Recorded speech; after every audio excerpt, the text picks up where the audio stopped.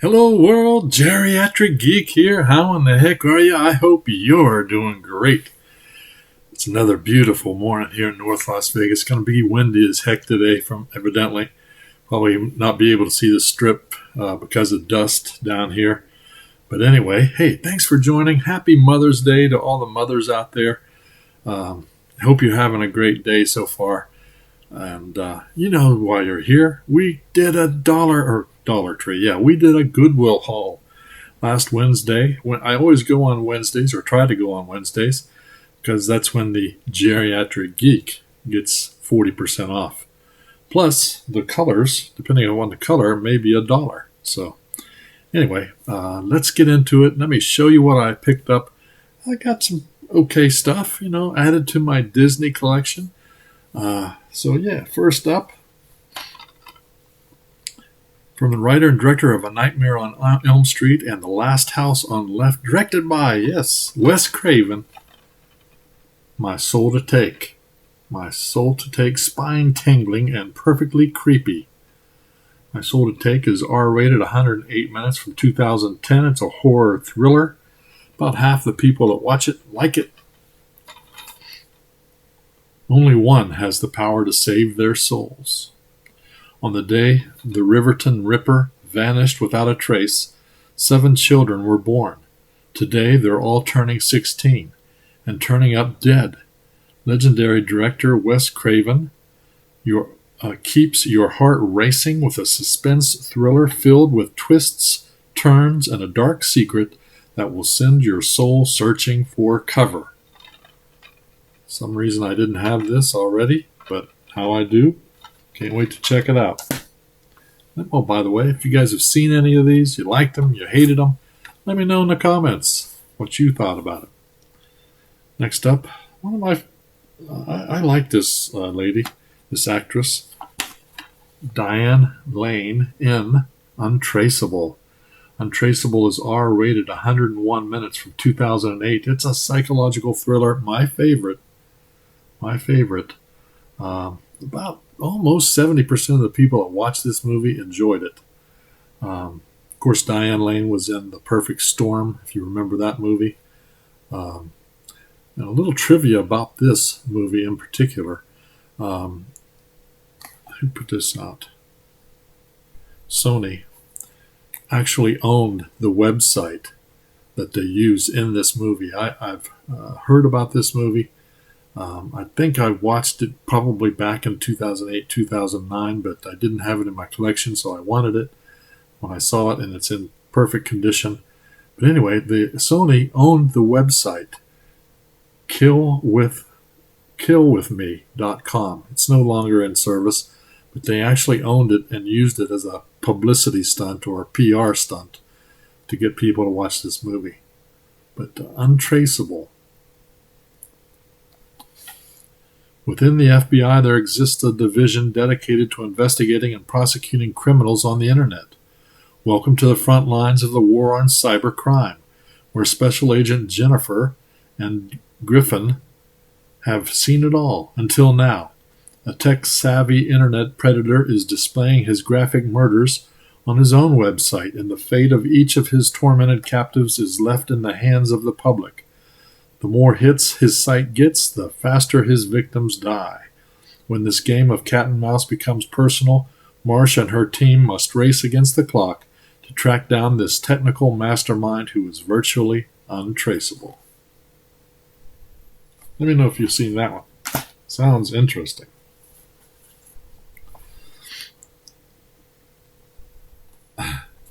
Disney's Phineas and Ferb, the movie.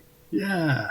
G-rated, 77 minutes, from 2011. Of course, this is based on the Phineas and Ferb TV series that played on the Disney Channel as an original movie also.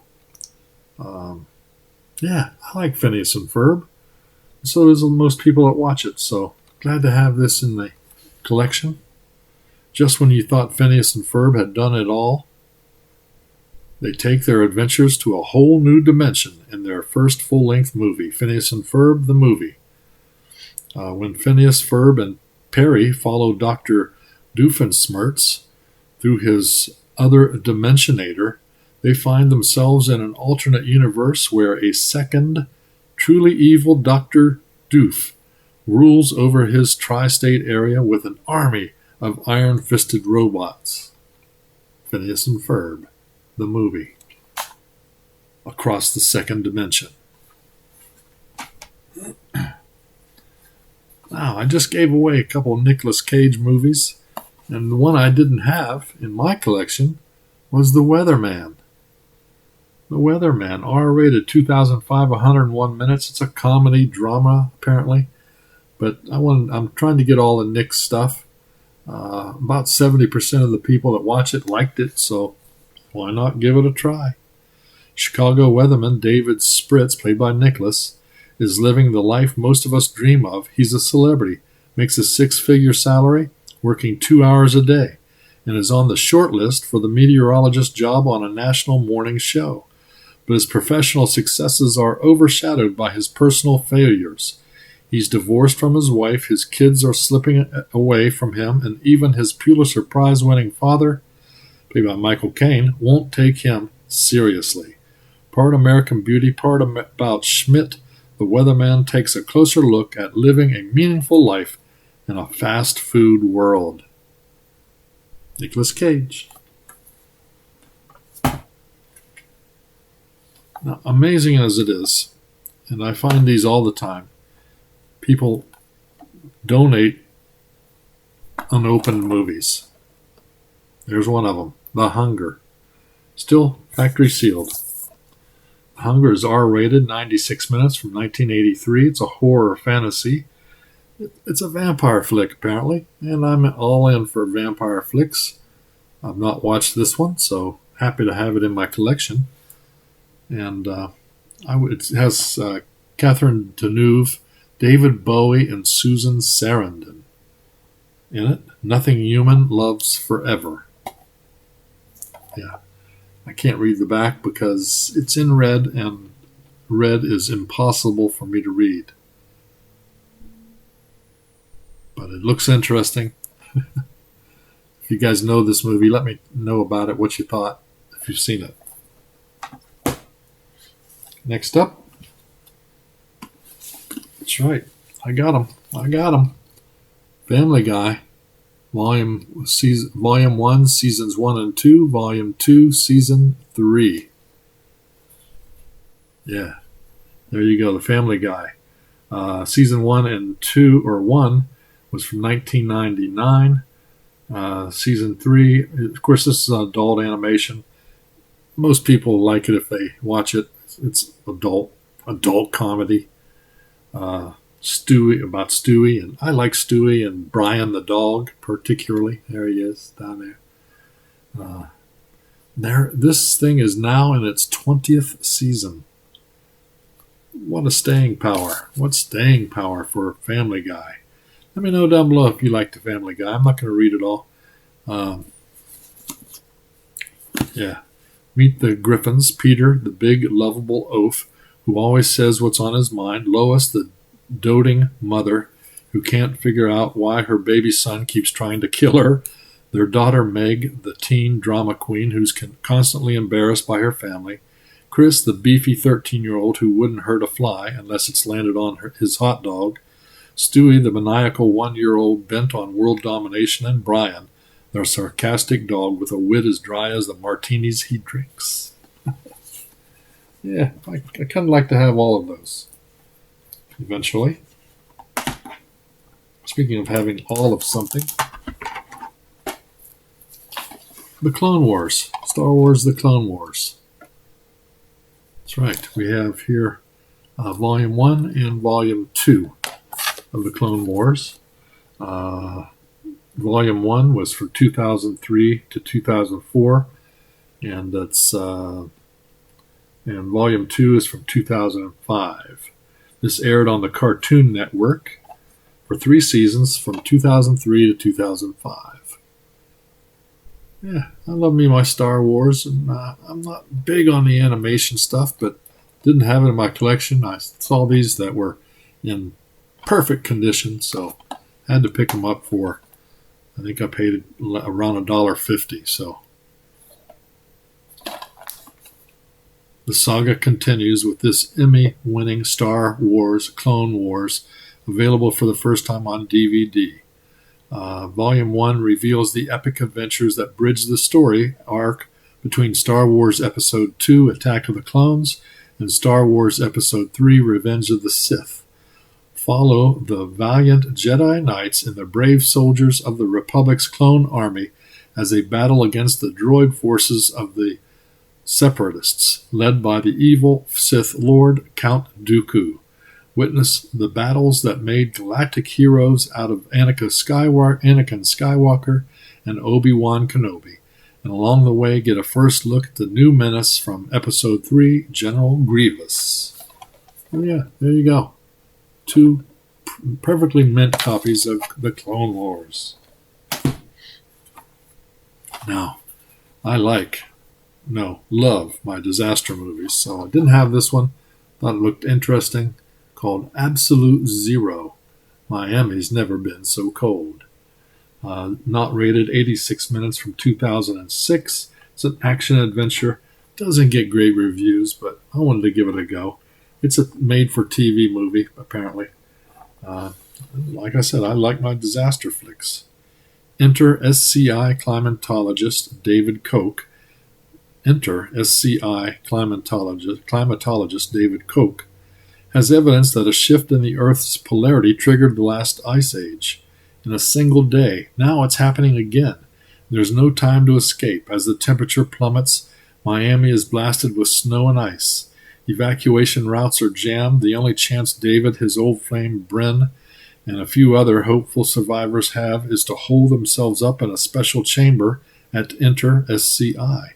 A desperate race for the survival is ignited as nature's fury rages and the temperature plunges toward minus 459 degrees Fahrenheit. Absolute zero. Let me know if you've seen it, what you thought of it. All right, a little more Disney. Who doesn't love Disney? Didn't have this one. Hope to have this one. Maybe this, I'm not sure. Is this out on Blu-ray? I can't remember. Cinderella III. G-rated, 74 minutes, from 2007. It's a sequel, of course, to the first two. The Cinderella first one was 1950. The second one is 2001. And this one was 2007. So they really spread these buggers out, didn't they? Did they need to make this? I'm not sure, but we have it. What if the slipper didn't fit? Experience the wonder and the majesty of Cinderella's classic fairy tale with a spectacular twist in Disney's all-new motion picture adventure Cinderella III, A Twist in Time. When her evil stepmother gets hold of a fairy godmother's magic wand and turns back the hands of time, Cinderella must try to find Prince Charming and break through the new spell. Gus, Jack, and all your favorite characters return in an exciting and hilarious new take on one of the most celebrated films of all time. Let me know. I've not watched this, so can't wait to check it out. Next up, something called, it's called Piggy. Look at that cover. It does have a slipcover. Amazing enough. Look at that creepy looking thing. 2011, 106 minutes, not rated. It's a horror thriller, obviously. And it's a bit of a revenge film, so When young Joe's brother is brutally murdered by a street gang, he decides to team with an old friend, Piggy, who's got a taste for revenge. The two begin a grueling and bloody mission to knock off the gang members one by one. Hard, gritty, and disturbing, the violent, vigilant crusade will leave you both shocked and cheering as they exact their brutal justice one victim at a time. Piggy ushers in a new breed of horror, the psychopathic thriller with the eye for an eye morality of an animal. Let me know if you've seen this one. Whoa. These last two, again, brand new. Or not brand new, but still factory sealed. happy to have this one. Vintage Sci-Fi 6-movie collection. None of these were rated. The first one, The 27th Day, is from 1957. It's 76 minutes long and black and white. The others are The Night the World Exploded, The H-Man, 12 to the Moon, Battle in Outer Space, and Valley of the Dragons. This was put out by Mill Creek. Yeah. So the 27th Day had Gene Barry in it. Gene Barry, he played Bat Masterson back in the day. TV series that I watched back in early 60s. So yeah, glad to have this. And I will check them out very soon. And the last pickup I've gotten from Goodwill, another factory sealed with a slippy dip. Look, this thing hasn't been out all that long. After the End, not rated, 2020. 2020 this came out. 90 minutes long. It's a drama. It's an Australian film, but still factory sealed. Though 17-year-old Addison, played by Justin Hall from Jeepers Creepers 3, has always believed that the apocalypse would one day arrive. He's still not quite prepared for one post-apocalyptic condition after a virus decimates the planet, loneliness. But this changes when, after years on his own in post-pandemic Oklahoma, he eventually crosses paths with Ava, who is pregnant and on the run. Meeting Ava brings Addison some sorely needed companionship. It also invites danger in the form of a gun-wielding group of survivors hell-bent on building a new world from the remnants of the old. A captivating coming-of-age film from Ron Hanks. After the End also stars Dot Marie Jones, Kevin E. West, and Warren McCullough. So there you go. There you go, guys. My pickups from Goodwill from this last week. Let me know down below if you've seen any of them, if you enjoyed them, if you hated them. Let me know. Hope you guys continue, all the mothers out there, continue to have a great day. And that's it. If you enjoy this video, give it a thumbs up and subscribe. Also hit the notification bell so that you know when I put up another video. That's it. You guys keep smiling, keep having fun, keep that positive attitude about you. Until the next time, peace.